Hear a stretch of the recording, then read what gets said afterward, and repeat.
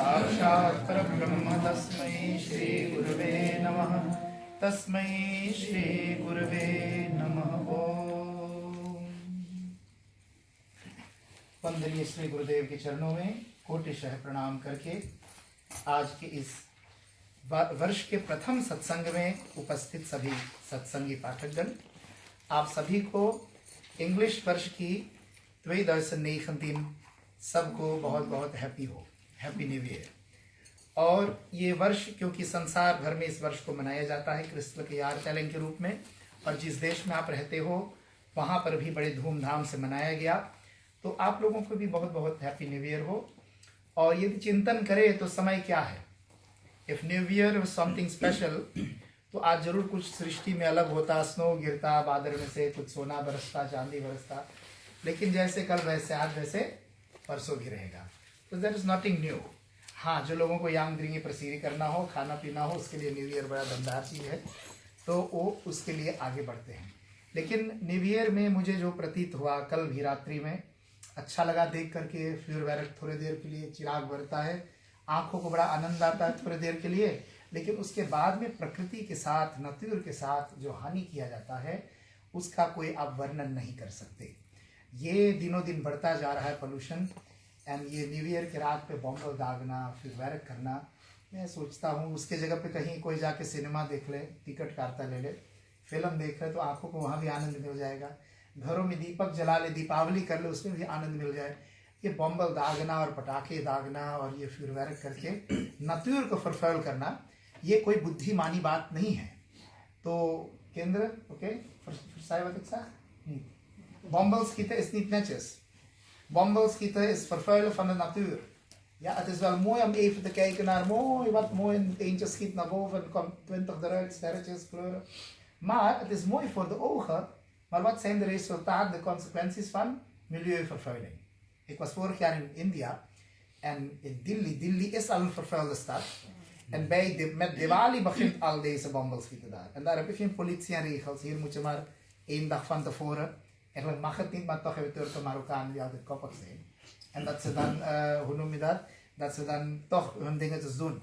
En in India mag je al maanden van tevoren schieten.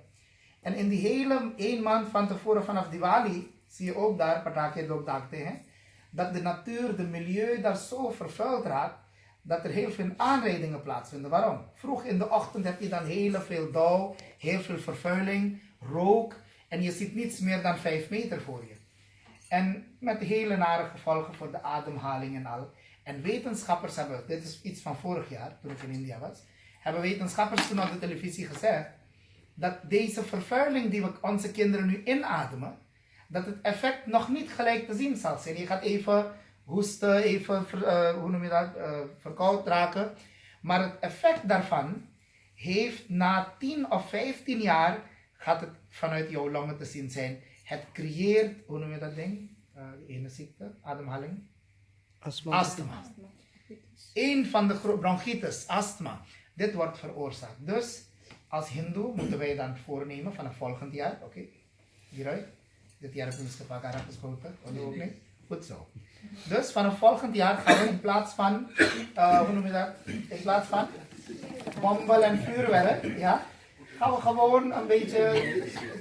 Je mag dia's aanmaken in huis. Heel mooi Diwali vieren in huis voor het nieuwjaar als je wilt verwelkomen. En als je geen haven kan doen, mag je een grote pot met vuur aanmaken en hele kilo samagri in gooien. En je hele huis roken met rook. Weet je? Tenminste heb je wat verontreinigd, die hele vervuiling naar buiten. Dus nieuwjaar. Maar als we kijken naar Samay. Samay, wat is tijd? Ja, Rohit, wat is tijd? Leg me uit. Als ik zeg, kom naar Satsang Swami, ik heb geen tijd, ik heb druk met mijn studie. Wat is de tijd? Dat is een andere soort tijd. Nee, ja, maar... ja, maar dat is ook tijd, ik geef je kritiek. Ik geef maar een voorbeeld. Ik heb geen tijd. Je hoort mensen zeggen, ik heb geen tijd. Ik heb het heel druk.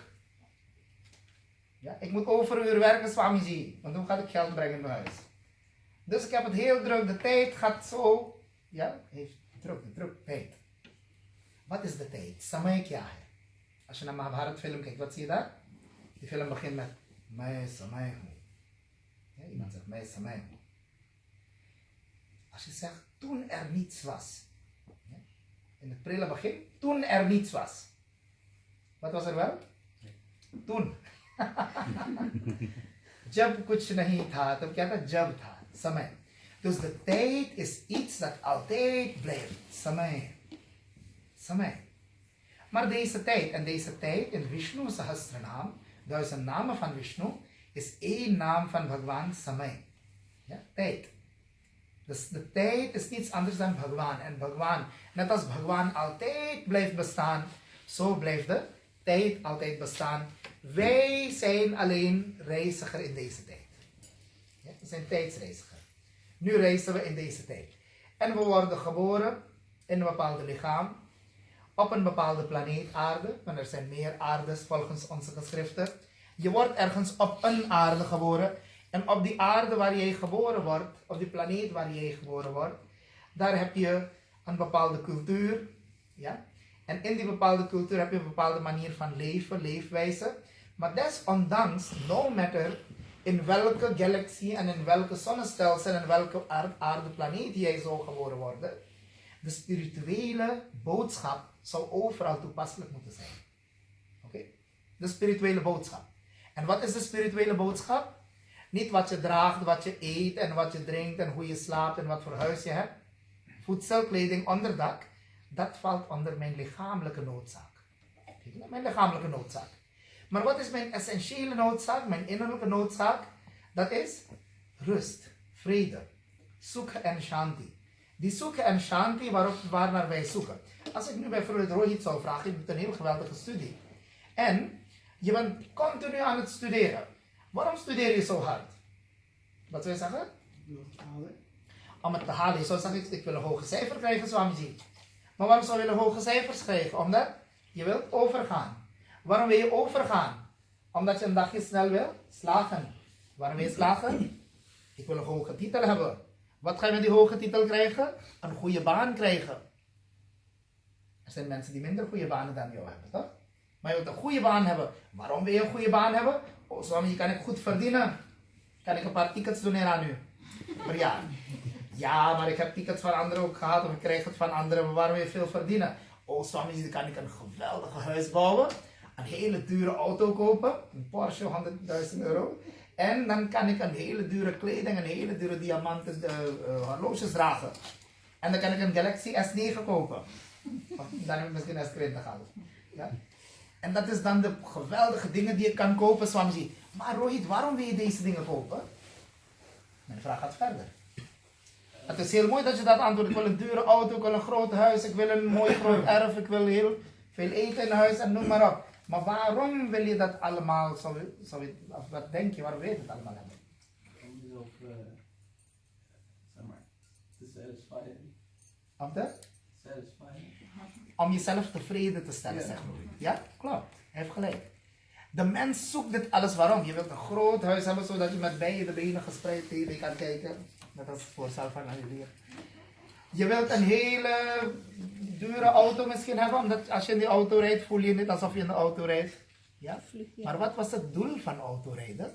Wat was het doel van een auto? Niet om te zitten in die auto, maar om van de ene plek naar de andere te gaan. Dat kan een kleine auto brengen. Een dure horloge met in plaats van die kleine zilver dingetjes 12, heb je 12 diamantjes erin. Ja? Dan nog heb je dezelfde tijd. Hij gaat je geen snellere tijd wijzen of betere tijd wijzen. Dezelfde tijd gaat hij wijzen. En zo zie je dat de mens dit alles wil accumuleren. Ja? Waarom? Om gelukkig te zijn. Als we dat één woord kunnen zeggen, wat je zei, tevreden zijn. Om gelukkig te zijn. Ik wil heel gelukkig zijn in mijn mooie huis, in mijn dure auto, in mijn lekkere eten die ik in huis heb, voedsel, kleding, onderdak. En dan zoek ik mijn sukh en shanti en gelukzaligheid. Maar iemand die geen groot huis heeft, geen dure auto heeft, heel simpel, heel weinig voedsel in huis heeft, die kan meer gelukkig zijn dan iemand die dit alles heeft. En wat is het geluk? Wie maakt hem gelukkig? Wie maakt hem eigenlijk gelukkig? De faciliteiten? Als faciliteiten een mens zou gelukkig maken, zou iemand die in het airco slaapt heel gelukkig zijn. Zou iemand die in een groot huis woont heel gelukkig zijn. Zou iemand die een dure auto rijdt heel gelukkig zijn. Maar is dat het geval? Nee. Misschien niet. Waarom? Omdat niet faciliteiten ons faciliteren om gelukkig te worden. We zeggen zoek en suvidha, toch? Suvidha is faciliteiten. En zoeken betekent geluk. En waar krijg je die zoek? Bhagavad Gita zegt. Nastir buddhi ayuktasya nacha yuktasya bhavana nacha abhavayatah shantir ashantasya kutah sukham. Hij zegt wiens buddhi ayukt. Ayukt betekent wiens intellect niet yukt is. Ayukta betekent niet yogi is. Als je geen yogi bent in jouw gedachten, je bent bogi in gedachten. En nacha yuktasya bhavana, je hebt ook geen sentimentele goede gevoelens tegenover anderen. Je bhavana is ook niet verbonden aan goddelijkheid. Yukt betekent hier bewustzijn, spirituele bewustzijn, yoga. Ja? Je intellect en jouw hart, jouw gevoelens en jouw gedachten moeten in balans zijn. Je moet goed kunnen denken, maar je moet even goed kunnen voelen. Niet alleen kunnen denken en harde beslissingen nemen. Je moet ook kunnen voelen met sentiment. Als je dat balanceert, dan zegt hij dat je abhavelijk niet kunnen balanceren. Die hebben geen zoek in leven. Zoek betekent happiness. Happiness is the result of yoga. En wat is yoga? Yoga betekent bewustzijn. Bewuste intellect, bewuste beredenering en bewuste gevoelens. Deze twee soorten van bewustzijnen, ja, die zorgen voor sukha. Adnacha bhavetah shanti. Hij zegt eerst shanti. Eerst ga je hiermee shanti krijgen, rust krijgen van binnen. En als je van binnen rustig bent geworden, en uit die rust, uit die bril van jouw rust, ga jij nu naar jouw faciliteiten kijken, dan mogen het simpele faciliteiten zijn. Maar wat ga je dan krijgen? Ashantasya kutha sukham, dan krijg je zoek. Dan pas krijg je zoek. Als je tevreden bent, ja, we komen weer bij tevreden. Een yogi heeft gezegd, Godhan, Gajadhan, Vajidhan, aur Ratan Dhan Khan, jab aave santosh dhan, to sab dhan dhuri saman. Je hebt 100 paarden, 200 olifanten. Ja, olifanten vroeger waren Mercedes, Bentley, wat je vader heeft. Die lange auto. Dat waren olifanten van vroeger. En een koe of een bijl, een stier, die was een Fiat, een kleine Fiat. Zo heb je dat gezien. Ja, dat waren voertuigen. To, Godhan, Gajadhan, Vajidhan, paarden. Aur, Ratandhan Khan, diamanten, juwelen, parelen, noem maar op. Dat alles mag je hebben. Maar als je geen santoshdhan hebt. Santosh betekent tevredenheid. Ja? Tevreden wil zeggen, wat is tevredenheid? Tevreden wil niet zeggen, wat je hebt, je bent lui en dan ben je tevreden. Nee. Je moet luiheid niet met tevredenheid op één lijn brengen. Ja? Soms zijn mensen lui om iets te gaan doen. Ik ben tevreden met wat ik heb. Ga werken, kan je een betere mat kopen. Kan je een betere deken halen. Maar nee, ik ben heel tevreden. Ik ben niet tevreden, ik ben lui. Ja, soms bewaar je die luiheid, achter die luiheid ga je achter tevredenheid. Dus tevredenheid betekent, je gaat heel hard werken. Je gaat heel hard werken en door hard werken wat jij krijgt, ja, door hard werken wat je krijgt, daarmee happy zijn. Dat noemen we tevreden zijn. Tevreden betekent, मेहनत के धन से जो कमाया हुआ हाथ में आ जाए, उसमें प्रसन्न रहना, उसी को संतोष कहते हैं. En Santosh is de grootste rijkdom van een mens. नहीं चाहिए रंग महलना धन दौलत की शान, हम तो मांगे तुझसे मालिक एक संतोष का नाम. ठीक है ना? तो een groot huis geeft jou geen zoek shanti. Een dure auto geeft je geen zoek shanti. Een dure iets anders geeft je geen zoek shanti. Ja, als je hard werkt, je verdient, dan heb je ook recht om dat te kopen. Ja? Dat wil niet zeggen dat je armzalig moet gaan als een Garib Dasi gaan wonen. Nee, wij zijn aanbidder van Ram en Krishna. Ze waren royale Bhagwans. Het zijn Bhagwans die altijd royal hebben geleefd. Maar ze hebben niet alleen voor zichzelf geleefd. Toch? Kijk naar Bhagwan Ram bijvoorbeeld. Bhagwan Ram heeft in zijn leven niets gedaan. Niets gedaan dat voor zichzelf is. Hij heeft niets gedaan voor zijn eigen zwaard. En een Swamiji die gaf een lezing en hij zei, Ramji heeft nooit voor zichzelf geleefd. Hij heeft altijd voor anderen geleefd.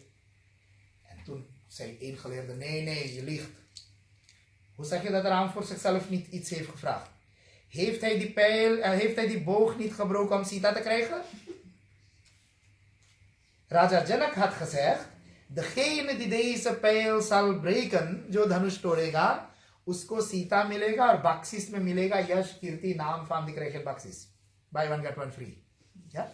Dus Sita krijg je sowieso, maar met Sita krijg je een beroemdheid, befaamdheid. Je Shilke Dhanush die niemand kon optillen, dat je dat hebt gebroken. En Bhagwan Ram en Lakshman worden door Guru Vishwamitra meegenomen naar Janakpur. En ze gaan in Janakpur en iedereen kijkt, wauw, wat een mooie jongens, kijk daar. En Bhagwan Ram zei, Lakshman, kijk, dit is Janakpur. En ze zaten bij de guru, ze waren heel dedicated aan hun guru. Ze wisten de Maryada van guru-leerling. Dus ze gaan geen chulbul stad wandelen. Terwijl guru daar in zijn kamer, ze zitten rustig bij Guruji. En Guruji zegt, gaan jullie een beetje wandelen. Ga een beetje Janakpur kijken. Hoe mooi deze stadje is, koninkrijk. En ze gaan rondkijken en Bhagwan Ram ziet Sita in de tuin, bloemen plukken. Romantic episode van de Ramayana. Ja, maar hele mooie romans. Als jullie willen verliefd worden, straks later, dan mag je daar gaan leren hoe je moet verliefd worden. Hoe Ram en Sita verliefd worden. Ja? Daar is het geen valse verliefdheid. Schatje, ik kan niet zonder jou en over 2 dagen kan ik helemaal zonder jou. Dus dat had je daar bij Ram en Sita niet. Nou, Bhagwan Ram ziet alles, komen terug. En er is Swayambar. Raja Janak zegt, degene die deze boog gaat breken, Pratyancha betekent de touw kan trekken en spannen. Ja? Hij heeft niet gezegd, breek deze boog. Hij zegt alleen die touw kan spannen. Die mag met mijn dochter trouwen. En alle koningen gaan. Wat zegt Tulsidaasji? Ravana bana mahabhat bhare. Dekhi sharasan gawahi sidhare. Ravan was ook gekomen. Ja, Ravan was ook gekomen. Kan je je voorstellen, zo'n grote dhanush-yagya gaande, dat Ravan daar niet zou komen? Iedereen kwam, Ravan kwam, Banasur kwam. Iedereen was gekomen. En Ravan was heel slim. Hij zegt, hij heeft het al ver gezien. Dit ga ik niet kunnen optillen. Dus ik ga niet daar zitten. Als ik daar ga zitten, krijg ik een beurt. Dus hij keek alleen en hij ging weg. Hij had zijn, hoe noem je dat? Presentie getekend en ging weg. Ravana Bana Mahabharata. En toen, Raja Janak, die zat daar heel dukkhi. Geen één koning kwam deze dhanush schudden, hilaven. En wat zei toen Raja Janak? Aad bada dukh ke baat hai. Deze aarde heeft geen enkele warrior meer. Niemand is sterk meer. Iedereen is zwakkeling hier. En toen Janak dat zei, werd Lakshman helemaal blauw en paars. Hoe durf jij? Mij blind? Kan je niet zien? Zie je niet wie hier zit? Twee Raghuvansh Shiromani zitten hier. Hij zegt, Bhaiya, geef mij de opdracht alleen. En ik zal deze hele kosmos in elkaar drukken. Wat is deze kleine pijlboog? En Bhagwan wordt daar Lakshman bij Shantala. En wat zie je daarna weer? Hij zegt, Guru zegt Ram, Uthahu Ram. Ram, sta op. Ram zegt, waarom moet ik opstaan? Gurudev, waarom moet ik opstaan? Uthahu Ram. Hij zegt, Bhanjahu Bhav Chapa. Bhav mane Shivji. Chapa mane die dhanush. Sta op en ga, til deze dhanush op en trek de touw eraan en breek hem. Hij zei, nee, ga het niet doen. Guru, kijk naar hem, ik ben je guru, ik geef je de opdracht. Uthahu Ram, Bhanjahu Bhav Chapa. Ram zegt, Gurudev, u weet wat de filosofie van mijn leven is. Ik heb in mijn leven voorgenomen voor mezelf dat ik niets voor mezelf ga doen. Als ik iets ga doen, dan zal ik het altijd doen voor een ander. Ik ga niets voor mezelf doen. Ga ik deze boog breken om deze mooie dames te krijgen? Om Sita te krijgen? Nee, dat doe ik niet. En Guru was heel slim. Hij zegt, Uthahu Ram, Bhanjahu Bhav Chapa. Niet voor jezelf. Waarvoor? Kijk naar Janak. Kijk naar een vader. Kijk hoe zielig die vader daar zit. Hij heeft een pratigya gedaan en vandaag zit hij vast in zijn pratigya. Had hij eerder geweten dat mijn dochter om deze zegging van mij nooit gaat kunnen trouwen. En kijk hoe hij daar droevig zit. Ben jij niet gekomen op aarde om anderen hun pijn weg te doen? En toen zei hij, ja, nu kan ik wel opstaan.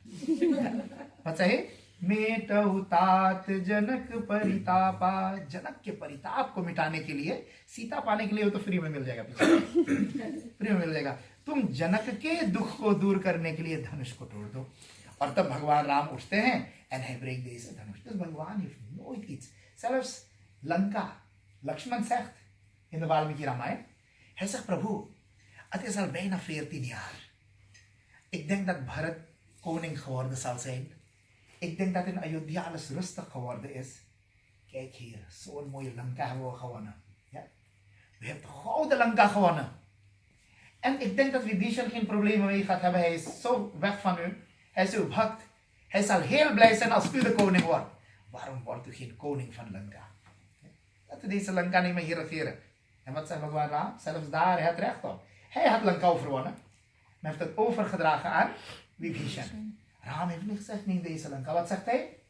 Yadyapi swarnamayi Lanka name Lakshmana rochate. Hij zegt, Lakshman, het is een mooie Lanka.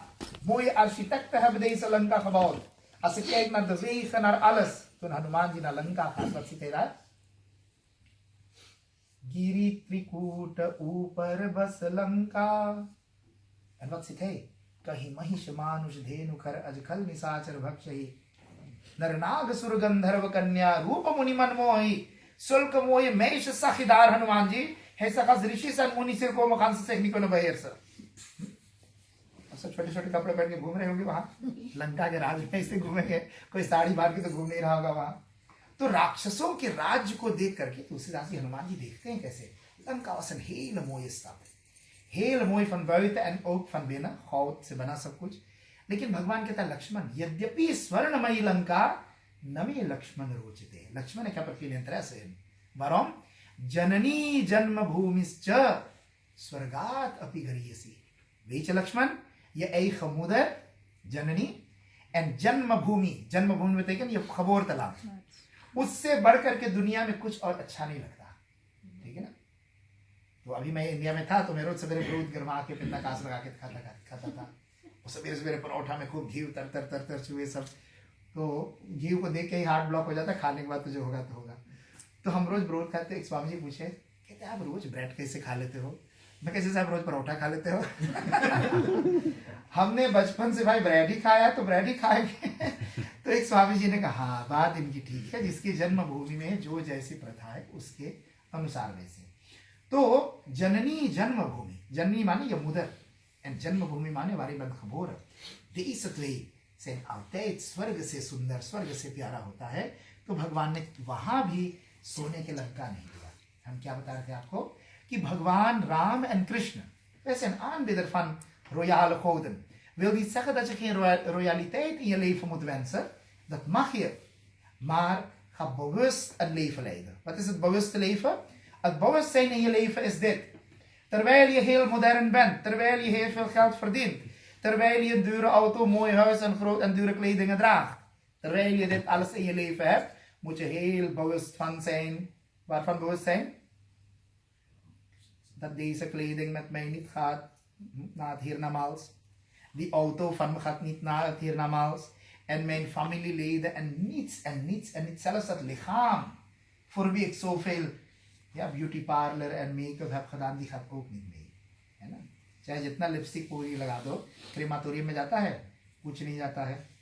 ऊपर से कितना मोई किस रहता है. मैं Elsa के बारे में जब गया था तो ऊपर से तो कितना सुंदर है 2 किस रहेगा फॉर सीरिंग सब कुछ और जब नीचे उतर गया था उठा के एक लकड़ी में डाल देता है ट्रिप्लेक्स के बॉक्स में क्योंकि वो जल्दी जलता है उसमें पोल्यूशन नहीं होता तो दिखा वहां भी दिखावा चलता है लास्ट मोमेंट तक देख लो मेरा कैनेडी बॉक्स है देख लो मेरा बेयाट्रिक्स बॉक्स है 2 किस का नाम है कैनेडी बॉक्स बेयाट्रिक बॉक्स लेकिन नीचे जाता तो कोई बॉक्स नहीं रहता अग्नि में तुम्हारा शरीर भी नहीं जाता dat lichaam blijft ook hierachter और आदमी का घमंड देखो मेरे समान मेरा ये मेरा वो नहीं अभिमान करो तो किस पे करो हनुमान जी की तरफ Hanuman ji was heel trots maar hij was niet trots op zijn ouders hij was niet trots op zijn familieleden hij was niet trots op zijn voertuig en zijn huis en perceel op wat was hij trots?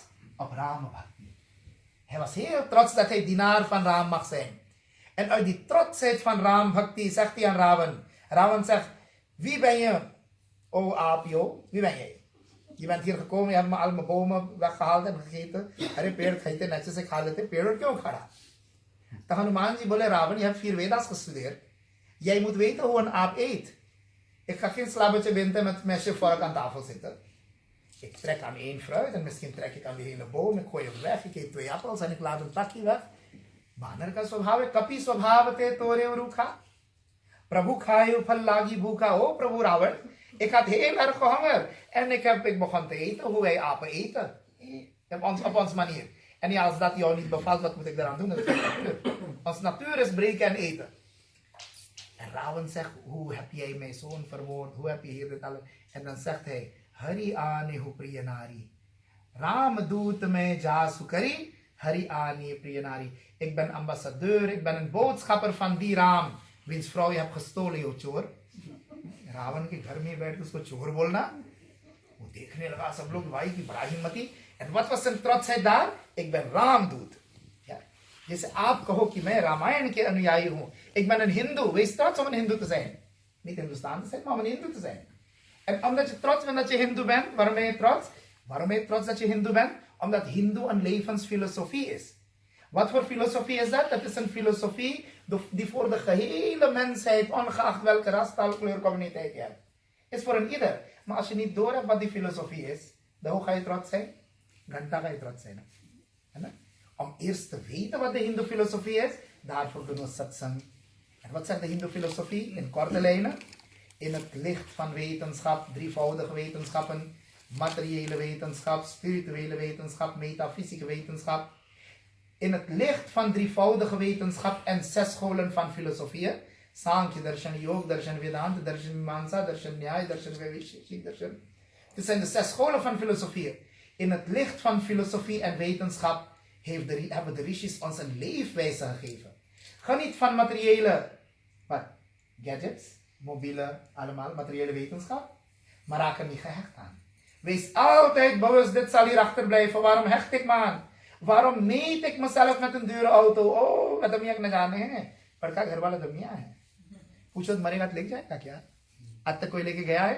नहीं लेके गया। इसको जानते नहीं हो, ये तो ऐसा है ना, ये महान ओकदारदोर है ना, धनवान के आदमी सामने वो चाहे माँ गधा होगा, करोड़पति, सबको हाँ बाबा जो आ गया, सबको इसके सामने झुकता। लक्ष्मी की बड़ी महिमा है, लेकिन जीवन में लक्ष्मी सदा नहीं रहेगा, है ना। सब दिन होत न एक समान, एक दिन राजा हरिश्चंद्र घर संपत्ति मेरु समान, कब हुक दास स्वपच गृह बसकर अंबर गत मसान. Was een Raja Harishchandra. Hij was de rijkste van toen in India. En plotseling zijn er slechte dagen voor hem gekomen. En alles raakte op. Maar hij bleef op zijn morele waarden en normen. Hij heeft zich nooit gezegd van ik ga doekhout en niet over het vinger dikkelen. Nou, hij bleef op zijn standpunten. En Bhagwan wilde hem uittesten tot hoe ver gaat deze man. En tot hoe ver ging Bhagwan? Bhagwan heeft zijn vrouw gedood, zijn kinderen gedood. Met zijn eigen hand heeft hij het kind op de brandstapel geplaatst. En dit was allemaal in Maya. Hij maakte dat allemaal mee, terwijl het niet zo was. Bhagwan in Maya is die. En dan nog gaat Bhagwan kijken. Acha, आजकल ना आदमी थोड़ा सा पूजा करे, je hebt een पूजा gedaan en je gaat na die पूजा ga je ergens, je hebt auto een beetje aangereden ergens. Man, पंडितिया ना मोई मंत्र पढ़ी. क्या बोले? पंडित मन पूजा नहीं ठीक रहा है, हमने सभी आ रही नहीं कहा. अब देखो हमारी कथाओं में देखो, थोड़ा से जीवन में कुछ घटना घट जाए ना, तो विद्वान लोग बोले बड़ा मंदिर जाता, जब देख पूजा पाठ कर देखो ना कहा गया. ये वर्ड फाक में से सखा कि बड़ा पूजा पाठ होगा तो मंदिर न जाएगा, अपन खाई पिला भैया मस्त रहीला. मंदिर जा देख कितना दुखी है, महसूस है. लेकिन आप देखिए कथाओं में भगवान तुम्हारा टेस्ट लेता, कैसे लेता है? परीक्षा के ऊपर परीक्षा, परीक्षा के ऊपर परीक्षा, कहां तक जाता है, कहां तक volhouden करता है. Het volhouden, ja, net als zij volhoudt, zou het al een uur volhouden met haar benen. Dat is een tapasya, toch? Dat doet een beetje pijn, maar omdat je het volhoudt, is dat tapasya. तो तपस्या भगवान देखता कितना दूर तक जाता, कितना दूर. भगवान ने बेटा मार दिया, पत्नी मार दी, सब धन खत्म हो गया. En waar had Raja kleding? Hij had geen kleren meer om te dragen. Ik दिन दास स्वपच गृह बसकर. Hij bleef bij स्वपच. स्वपच माने स्वपा. स्वपच कहते हैं चंडाल को. Ja? चंडाल. Vroeger ging men Suriname uitschelden, toch Mausi? बड़ा चंडाल आदमी है. बोले भैया चोरी चंडाली करे. Vroeger ging men zeggen चोरी चंडाली. तो चोरी चंडाल betekent, nu hoor je ook mensen zeggen, बड़ा चंडाल आदमी है. Ja? चंडाल betekent eigenlijk bromman. Suriname में जो lijk जराते, mensen die lijk branden, die waren in de kasten, in de klassen waren zij chandaal. Ja, bij de crematorium woonden. Wat je crematorium, maar क्या बोले है ट्रांसटाबल. तो लेक जराने का काम जो करते थे उसको कहते थे चांडाल. And there is a chandal, yeah, heet swapach in Sanskrit. Shwa betekent hond, shwa. En pach betekent pakana. Iemand die honden opeet, hondenvlees eet. Ja, en dat zijn de, hier mag je het luid zeggen, Suriname niet. Dat zijn de Chinezen. En nu veel Hindustanen, die gaan Shimen eten. Ja, en eentje zei, Swamiji, we hadden Navratanactie in Shimen. Weet u dat niet? Ik heb vegetarisch portie gegeten, Swamiji. और मेरा चेला वहाँ उसकी बेटी काम करता, बोले स्वामी जी क्या करे चिरोगा, कहते जब नासी ड्राई कर देता ना तो बोले एक चिम्मच शोई गोश्त वाला मस डाल के भात में डाल देता था. गोश्त वाला शोई जो है उठा के तुम्हारा नासी डाल के ड्राई करके खूब खीरा उरा लगा के जाए माता दी खा लो. क्यों भाई, ये नवरातन का पॉर्सी है. और चिनवानों से खूब मिला के भरा चिनवा तुम्हें बना के देगा सफा करके छुरी चिम्मच. लेकिन हिंदुस्तानी की देखो इतनी जीभ लंबा है कि नवरात्र में भी बोले फेंकतारी शिमिन में आक्सी था. तो कुत्ता खाना माने en कुत्ता eet er iemand die hond eet, die is een chandaal. Dan ga je de vraag stellen, Swamiji, waarom moet zo'n iemand chandaal eten? Waarom? Die hond heeft dag en nacht voor jou gewaakt. Toen je ging slapen, ging hij waak houden कि कोई तो चोर घर में ना घुसे. और वही जब कुत्ता मोटा मोटा हो गया तो बोले यिंग यांग निंग हाओ चिंगमेंग ले आओ, इसको काटो छीटो और वही को काट के खा लो. जो तुम्हारे रखवाली किया उसी को काट के खा लिया. इस वृत्ति का नाम है चंडाल वृत्ति, है ना, उसको चंडाल कहते हैं. और इसके दूसरे अर्थ में लो तो जो लोग मुर्गा मार के खा लेते वो भी चंडाल है. वो मुर्गा ने तुम्हें रोज सवेरे वैकर बन के कुकलकू, तुम्हारा वैकर बातराई डाउन है घड़ी नहीं बजेगा, लेकिन मुर्गा का बातराई कभी डाउन होता है जब तक मुर्गा भी सवेरे कुकलकू पर 4 बजे आपको जगा देता था, इसलिए मुर्गा लोग पालते थे. ये तो बाद में मसाला में खाने की प्रथा चल पड़ी. पहले मुर्गा वैदिक काल से ही मुर्गी मुर्गा घरों में क्यों होता था, ये जगाता था, सवेरे का वैकर था, है ना. इंद्र ने जब अहिल्या माता को क्यों toen hij verliefd werd op de vrouw van Atri Rishi in Ramayana, Indradev, hij dacht hoe moet ik deze Rishi uit huis wegkrijgen zodat ik kan gaan genieten met die vrouw. तो उसने क्या किया, इंद्र ने वो मुर्गा बन गया और मुर्गा बन के आश्रम के हॉक में आके बैठ गया. और ऋषि को जगाना था, ऋषि तो नॉर्मल 4 बजे जागता था, तो इसने 3 बजे जगा दिया. ऋषि धोती बादू उठा के दौरा पानी भाई मैं जाऊं नहाने. ऋषि मुनि भागे नहाने ऋषिवर, और इधर से ये चुप्पे से गौतम मुनि के कुटी में घुस गया और उसके गौतम मुनि का रूप धारण करके उसके साथ फकीरी कर लिया. खैर लंबी कथा. तो मैं बता रहा था मुर्गा अनहंत इज श्व एंड पाक माने कुत्ता पकाने वाला.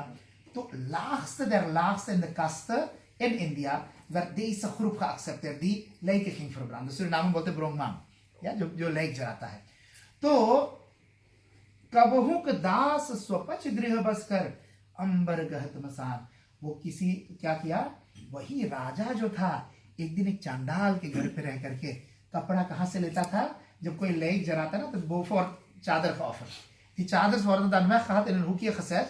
तो जो लोग गरीब वे जाके वहां से कपड़ा उठा लेते, तो राजा लेक के कपड़ा लेकर के और पहनता था. इतना ये दिन गिर गया उसका. तो सब दिन होत ना एक समान, बड़ा सुंदर भजन है, यूट्यूब पे गूगल करना, सब दिन होत ना एक समान, एक बड़ा सुंदर भजन है. तो इसमें सारा बताता है. अब आप देखिए कि जो कुछ dit bewust zijn dat alles een dagje hier gaat zijn, wil niet zeggen dat ik als een arme ziel ga leven. Nee, je moet helemaal optimaal gaan leven en leiden. Alleen moet je bewust zijn dat ik niet hier was gekomen om dit alles te versieren. Ik was niet hier gekomen om deze kledingen te kopen en dure auto en huis te bouwen. Ik was hier gekomen om mezelf te kunnen realiseren. Hoe am I? Wie ben ik? Ik ben geen lichaam. Ik ben geen gedachten. Ik ben geen gevoelens. Het zijn mijn lichaam, mijn gedachten, mijn gevoelens, mijn handelingen. Ik ben dat niet. Wat ben ik dan? Je hoeft het niet te gaan zoeken, het is al voor je opgezocht. Ik ben het vonkje van het grote vuur, Paramatma. Wees bewust. Je bent het vonkje. Je bent met een bepaalde doel hier gekomen. Ga niet vechten tegen je natuur. Ga niet vechten tegen wat iets voor jou niet is weggelegd. Dat je dat wil per se gaan worden. Je moet luisteren naar je ware zelf. En hoe ga je kunnen luisteren naar je ware zelf? Als je in meditatie zit, in sadhana zit. dan krijg je de antwoord. Je wordt dan zelf gestuurd door deze zelf die in jouw lichaam daar binnen in het centrum zit. Ja, de hoofd van jouw lichaam. En dat is jouw atma, je ware zelf. तो आज हम लोग ध्यान रखें कि समय हरदम रहेगा. Dit zeggen, ik heb geen समय, ik heb geen tijd, is verkeerd gezegd.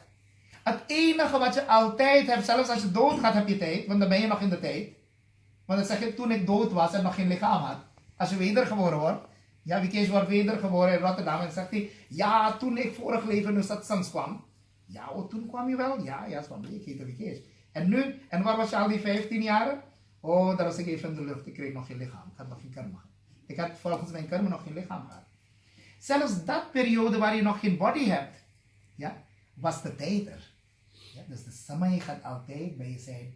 Het enige wat je altijd hebt is tijd. Ja, je zegt ik heb geen tijd, omdat je prioriteiten geeft aan iets anders. Maar dat is ook niet erg. Jij moet bewust prioriteiten geven aan iets.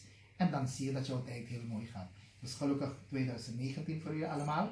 En mogen deze jaar voor jullie weer heel veel satsangs, heel veel bhajan. En afgelopen maand hebben we heel hard gewerkt aan stotrams, ja, en Sanskrit paard. En het gaat heel goed. En meer mensen die onze stoter willen joinen, Chandraji bijvoorbeeld, ik had u gebeld eigenlijk 2 keer een dag. Daarvoor maar je het niet op kunnen nemen. Die Abhi Stotra groep ko join karo. En het is een hele mooie, serieuze groep van 22 mensen. Mataji heb ik ook gevraagd. Die zal ook, ja, dit nieuwjaar zei ze me, ze gaat met nieuwjaar beginnen, dus de komende stoterpaard gaat ze er zijn. Anushka Nil is er ook weer in, Sandia Pupa. En het is een mooie groep waarbij we nu de Sanskrit Sutras lezen. En het gaat heel vlot. Het gaat steeds vlotter en vlotter en vlotter. तो इन्हीं शब्दों के साथ आज के सत्संग की वाणी को विराम देते हैं. और ठीक, हम ओवर टाइम हो गए तो फुफ्फा जी एक भजन सुना उनके लिए मंगलमय हो, उसको खूब खसौंधैत प्रदान करें. आइए सब लोग हाथ जोड़ लें एंड महामृत्युंजय मंत्र का पाठ करें. ओम त्र्यंबकं यजामहे सुगंधिं पुष्टिवर्धनम् उर्वारुकमिव बन्धनान् मृत्योर्मुक्षेमामृतात्. एक बार पाठ करेंगे. उनके दिवंगत फुआ जी जो हमारे भी फुआ लगती थी गांव के नाते, उनके भी अभी शरीर शांत हुआ, उनकी आत्मा शांति के लिए. ओम त्र्यंबकं यजामहे सुगंधिं पुष्टिवर्धनम् उर्वारुकमिव बन्धनान् मृत्योर्मुक्षेमामृतात्. आज हम लोग जो इस घर में सत्संग किए हैं, अनिल और अनुष्का के बीच में बहुत प्रेम है. भगवान इस प्रेम को इस वर्ष में और बढ़ावे, खूब बढ़े.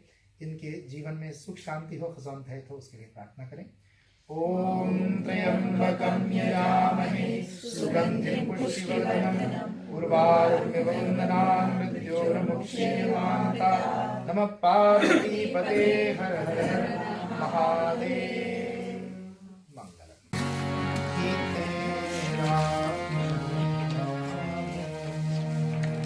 आप लोग भी हमारे बात में दोहराएंगे.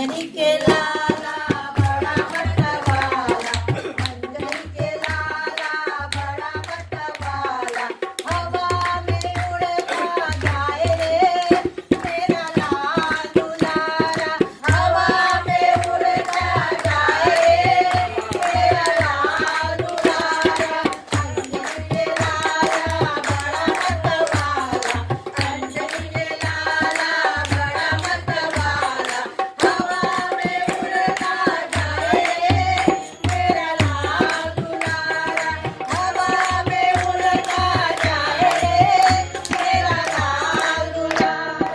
एक बार देखा मैंने अंजनी के गोद में, एक बार देखा मैंने अंजनी के गोद में, एक बार देखा मैंने अंजनी के गोद में, मैया मैया करता जाए रे मेरे लाल दुलारा, अंजनी के लाला बड़ा मतवाला, अंजनी के लाला बड़ा मतवाला, हवा में उड़ता जाए रे मेरा लाल दुलारा, हवा में उड़ता जाए रे मेरा लाल दुलारा। एक बार देखा मैंने ऊंची आकाश में, एक बार देखा मैंने ऊंची आकाश में, एक बार देखा मैंने ऊंची आकाश में, एक बार देखा मैंने ऊंची आकाश में, सूर्य को मुंह में दबाए रे मेरा लाल दुलारा, सूर्य को मुंह में दबाए रे मेरा लाल दुलारा, अंजनी के लाला बड़ा मतवाला, अंजनी के लाला बड़ा मतवाला, हवा में उड़ता जाए रे मेरा लाल दुलारा, हवा में उड़ता जाए रे मेरा लाल दुलारा। एक बार देखा मैंने अशोक वाटिका में, एक बार देखा मैंने अशोक वाटिका में, कंदमूल फल को खाए रे मेरा लाल दुलारा, कंदमूल फल को खाए रे मेरा लाल दुलारा, अंजनी के लाला बड़ा मतवाला, अंजनी के लाला बड़ा मतवाला, हवा में उड़ता जाए रे मेरा लाल दुलारा, हवा में उड़ता जाए रे मेरा लाल दुलारा। एक बार देखा मैंने लंकापुरी में, एक बार देखा मैंने लंकापुरी में, एक बार देखा मैंने लंकापुरी में, लंका को आग लगाए रे मेरा लाल दुलारा, लंका को आग लगाए रे मेरा लाल दुलारा, अंजनी के लाला बड़ा मतवाला, अंजनी के लाला बड़ा मतवाला, हवा में उड़ता जाए रे मेरा लाल दुलारा, हवा में उड़ता जाए रे मेरा लाल दुलारा, हवा में उड़ता जाए रे मेरा लाल दुलारा, हवा में उड़ता जाए रे मेरा लाल दुलारा, हवा में उड़ता जाए रे मेरा लाल दुलारा।